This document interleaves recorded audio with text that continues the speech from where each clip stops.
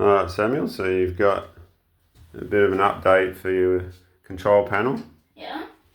We've got both batteries there now. Both these voltmeters are functional, and if the solid charge controller is turned on there, then this one will turn on as well. Yeah, and you got nothing to sort of power at the moment, do you? Well, so this is the switch for the inverter. We don't have this on anymore. So if we turn this to 1, then battery 1 will power the inverter. Oh, there it goes. Yeah. So, Cool. and if you look at the voltmeter, then because it's on battery 1, then the voltage for battery 1 will go down a little bit because some of it's been used up for the fan. Yeah. But then if you switch it to battery 2, then the voltage for battery 2 will go down a bit because it's using that for the fan. Yeah. Then if we switch it to both of them, then the voltage for both of them will go down a bit because they're both being used to power the fan.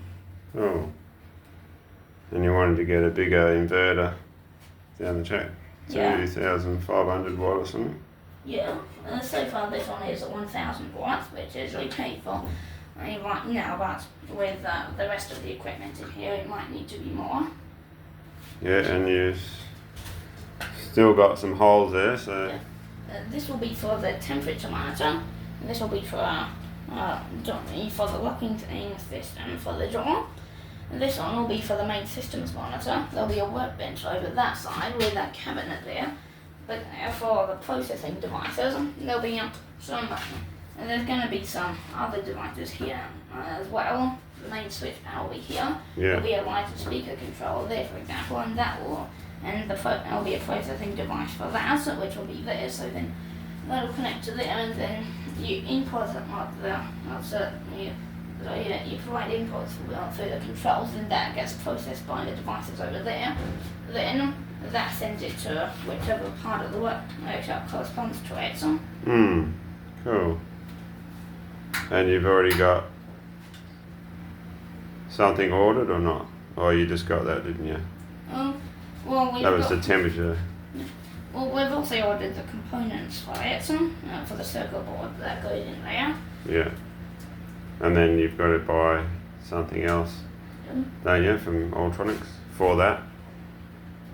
Yeah, we need a bit of wiring and the connector for the back.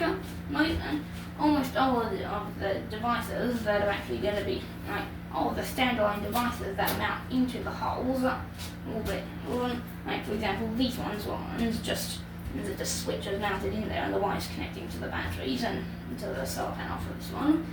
This one's not connected yet.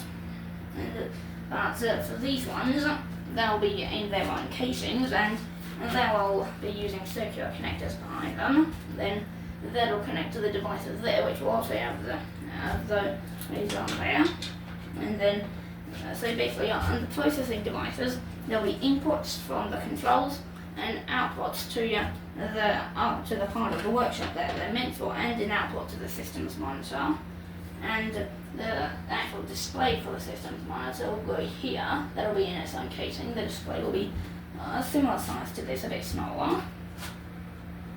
Alright. Alright, thanks, Sam, for showing me that. Yeah.